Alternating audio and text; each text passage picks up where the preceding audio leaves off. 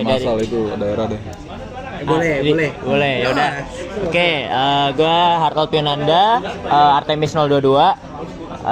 Apa lagi tadi? Asal sekolah Man 1 Jember, tapi asal daerah Depok. Nah, lanjut. Nama gue Alexander Holong Keren Stanggang, bisa panggil Holong. Artemis 021. Asal sekolahnya sekolah Jakarta, tapi tinggal Depok. Apa sekolah? Oh iya, Kanisius. Oke, nama gue Aldrin Seanto Gotri Purba. Artemis 065. Asal sekolah sama kayak Master Oliver. Aksen Semak 7. Asal daerah Tambun. Dekat Bekasi. Oh iya ya. Oke.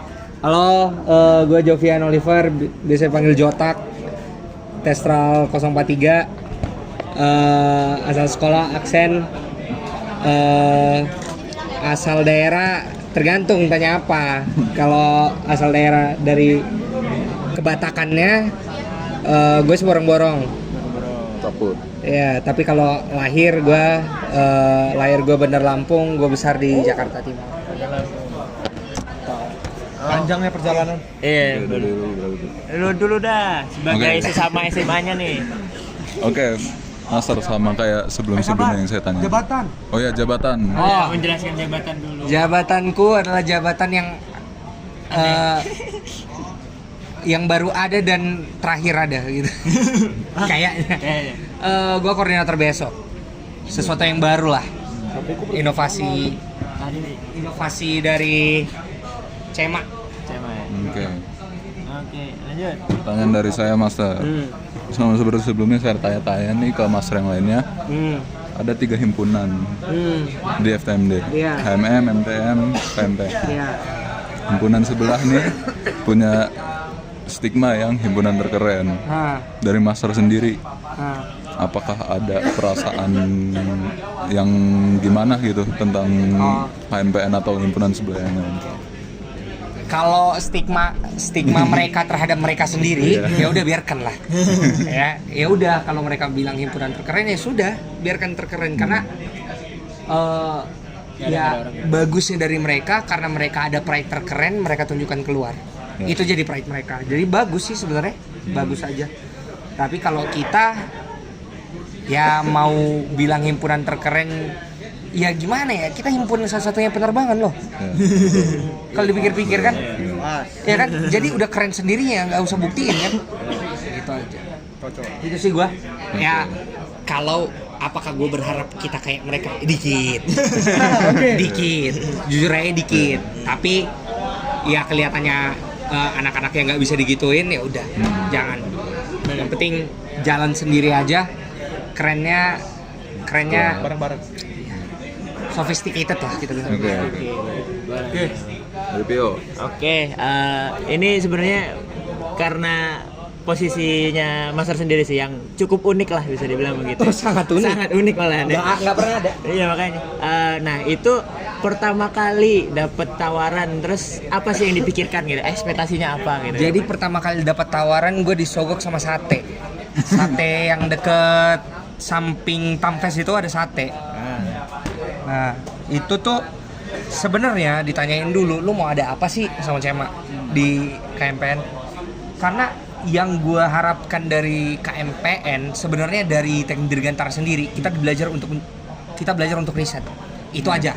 Itu untuk keilmuan gue, karena gue udah udah 2 tahun gue berturut-turut udah fokus ke organisasi, gue ke UKM sini sana, gue ke pusat juga pernah, ya kan, ke kabinet juga udah kehantem lah gue sama banyaknya organisasi ini. Tapi kok gue di matkul ini nggak pernah ngajarin gue untuk meriset atau encourage gue untuk ngeriset atau mempublish sesuatu atau memperdalam sesuatu. Jadinya cuma kayak oh ya udah kewajiban matkul gitu aja, kita ikutin aja gitu kan, tapi nggak mau explore lebih dalam. Nah muncullah semester 5 dan 6 itu yang baru gue mau. Nah dari situ gue bilang kita nggak ada kesempatan untuk riset, kita nggak ada kesempatan untuk explore lebih dalam knowledge-nya dan lain. Dari situlah gue berpikir kayak wah keren nih AIA, dia nyebutin AIA gitu. Nama sama satu lagi Ais. Sebenarnya gua tuh sebenarnya mau nerusin Ais. Ya kan, gua mau nerusin Ais. Tapi satu hal yang buruk dari gua adalah gua punya terobosan. Tapi gua agak takut untuk mempertanggungjawabkannya kalau salah, kalah. Gitu aja. Ya kan? Jadi gua pikir oh ya udah gua koordinator aja. Dengan adanya ide-ide gue turunin ke anak-anak. Ya udah, itu sebenarnya AIS itu dari tujuan dari visi gue mungkin 2 tahun ke depan itu kayak Indo Defense. Jadi agak besar.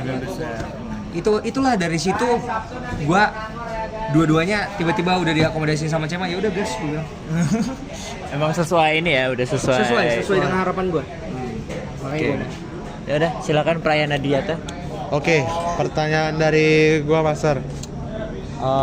Tadi kan Master udah memaparkan bahwa Master tuh udah kena ke banyak lah gitu, kena ke pusat, terus juga kabinet gitu. Buruknya tahu, baiknya tahu. Nah, Busuknya sih. Oke. Nah, pertanyaan dari gua Master, gimana cara lu menentukan siapa yang harus lu dahulukan dalam konteks itu antara prioritas. Ya, dan juga kayak yang ngebagi waktu atau ngebagi urutan pekerjaan. Oke. Jadi kalau kayak gitu sebenarnya belum ada himpunan nih ya. Karena waktu gua jadi sebenarnya gua masuk langsung BP FTMD 21. Masuk habis itu Aksang. Aksang gue jadi steering committee untuk fundraiser ya. Habis itu gue masuk tiba-tiba gue direkrut jadi kabinet. Karena gue di Kesma. Waktu itu. Nah, habis itu gue masuk lagi tiba-tiba ITB Jazz. ITB Jazz gue masuk, habis itu tiba-tiba ke KMPN. Ya kan? Tapi ITB Jazz bergulir duluan kan angkatannya. Ya kan? Nah, jadi prioritasnya gimana? Itu udah ada timeline sendiri. Jadi benar-benar gua BP FTMD, Aksang dulu, habis itu BP FTMD, timelinenya beda, ya kan? Habis itu gua kabinet, gua belum masuk himpunan, habis itu ITB Jazz duluan, habis itu sini dulu, masuk sini. Jadi emang ada, tapi apakah ada yang bentrok? Ada, waktu itu gua ngambil 4 panitia sekaligus. AMI, abis itu himpunan, Wisokto, sama apalah gue lupa lah, wisuda dan lain-lain. Dan di wisuda itu gue triple job. Jadi LO karena krisis SDM. Jadi LO, jadi Kadif Performance, sama satu lagi tuh jadi gue lupa lah. Ya pokoknya gitu. Multitasking lah. Itu chaos, beneran chaos. Prioritas itu udah buyar.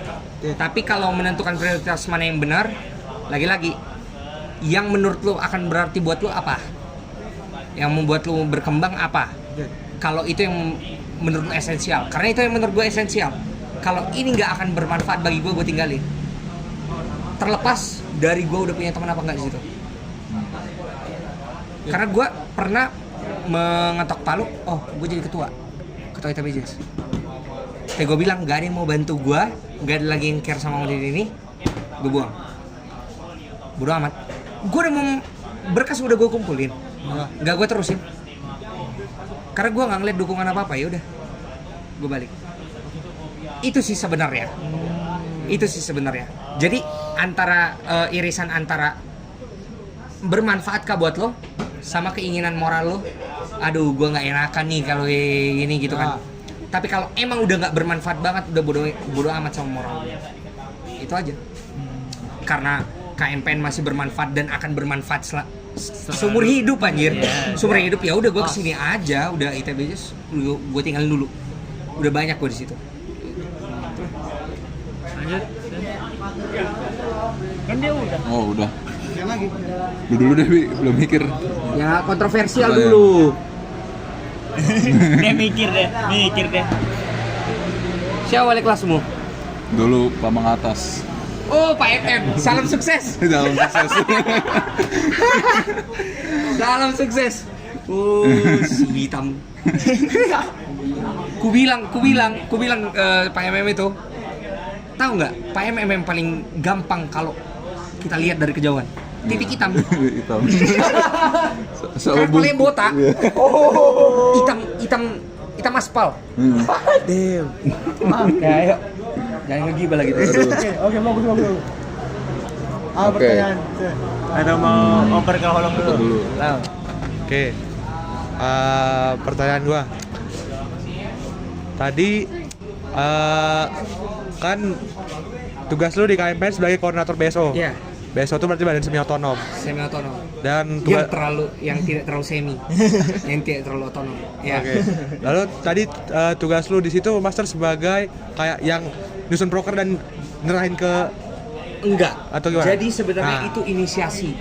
Oke. Gimana suatu panitia ad hoc, panitia yang misalnya panitia annual, misalnya AIS itu annual. Ya. Jadi kalau panitia itu tidak terusin ya tidak apa-apa. Ya kan? Tapi dengan harapan ini gue mengharapkan AIS yang 2 tahun sekali jadi 1 tahun sekali. Kalau 1 tahun sekali itu artinya lu harus stabil. Ya. Artinya lu harus ada organisasi sendiri, harus ada regenerasi sendiri, harus ada keuangan sendiri Ya. yang diturun-temurunkan. Ya. Oleh karena itu gue bilang, Jadiin besok. ayo besok aja. Besok aja. Sekalian AIA mau naik kan, ya udah sekalian besok aja. Inisiasi gue adalah apa? Jadiin ketua. Ketua ada dulu. Regenerasi ke bawahnya kita lihat nanti. Apakah pendaftaran ke AIA muncul sukses atau tidak itu kelihatan nanti. Karena kita tahu pendaftaran ke AIA itu gak gampang. Apakah kita akan dapat sekarang? Belum tahu. Apakah akan dapat di kalian? Bisa jadi. Kemungkinannya makin tinggi gitu loh. Itu sih sebenarnya. Jadi kayak gue menginisiasikan, gue mengontrol dokumen-dokumen basis berdirinya gimana, interaksi antara BSO dan BPP, walaupun BPP itu di atasnya BSO secara tidak langsung, karena itu proker kan, AIS itu prokernya BPP jadinya. Nah dari situ interaksinya gimana? Dan interaksi yang gue bawakan itu profesional. Kalau mau ajak kerja sama ini, MOU. Ada pelanggaran, bayar uang kas. Gitu aja. Nggak mau gue, nggak apa-apa lah, nggak. Pas. Oke, cocok. Oke. Ya itulah. Nah, pertanyaan gua udah. Siapa sekarang? Belum kepikiran dulu. Belum kepikiran. Oke, jadi ini. Jadi kan BSO ini memang buat menjaga kepanitiaan yang annual itu tetap berdiri. Iya. Apakah BSO sendiri itu bakal mengcover misalnya anggota-anggota atau staff-staff yang emang kurang dari kepanitiaan annual itu atau enggak? Maksudnya? Kayak jadi BSO tuh kan memang buat pembentukan kepanitiaan annual itu. Iya. Kalau misalnya kurang anggotanya itu bakal di cover. Oke. Nah, strict rule karena kita juga SDM kita kelihatan dari angkatan kalian akan berkurang. Iya, betul. Ya kan? Tapi gua ngerancangnya waktu kelihatan dari angkatan 22. Ya memang lagi 100. Iya. 100. Itu momentum kita dari situ sebenarnya. Hmm. Gue bilang akan ke cover kalau kayak gini, ya kan? Tapi gue ada policy di mana ring 2, ring 1 nggak boleh ngejabat. Jadi siapapun yang ngejabat BSO, yang ngejabat BPP, stakeholdernya jangan sama, ya kan? Tapi staff boleh silahkan. Gue tahu workload kalian kecil akan dibagi-bagi gitu loh, ngerti nggak? Kalau kalian mau ngambil stakeholder gak apa-apa, gitu sih. Jadi bisa aja kau BSO dan BPP sekaligus, gitu. Gitu. Tapi ingat, kalau kau nanti mau ngambil jalur mana nih? Kalau lebih tertarik di BPP atau BSO? BPP. Ya terserah, bebas. Tapi kalau kau ngambil BSO, jangan ada di BPP. Sebaliknya juga. Itu aja. Fokus ke sini aja, fokus ke sana aja. Sebenarnya sih ya gitulah sebenarnya. Nggak terlalu, kita masih eksklusif banget karena kalau misalnya mau di bigger kayak diekspansi kayak ICEE, kan mereka outsourcing ya. Kebanyakan MFest kayaknya mereka outsourcing dikit gitu. Menurut kita agak belum ke situ karena kita belum punya visi yang besar. Itu sih. Jadi regenerasi akan selalu ada.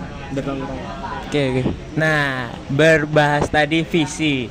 Nah, itu sebenarnya penasaran itu sih. Apakah nanti BSO malah jadi BKO-nya tersendiri, dimana dia harus ada. Secara konstitusional tidak bisa. Kenapa tuh? Karena BKO adalah badan kelengkapan organisasi, di mana organisasi itu tidak bisa berdiri tanpa itu. Iya kan? Itu dulu. Dalam kemahasiswaan ini ada DPA, yaitu jadi MPR, ada BPP jadi eksekutif, ada senator jadi menteri luar negeri. Iya dong. Iya kan? Iya kan? Yudikatif gak ada, yudikatif DPA sekalian. Sekarang BSO jadi BKO. Kalau misalnya BSO ini nggak ada, emang nggak bisa berdiri? Ya harusnya jadinya KMPN nggak bisa berdiri. Nggak bisa. Jadi antara BSO ini mau punya egonya sendiri, lepas dari KMPN. Sekalian malah. Sekalian. Silahkan.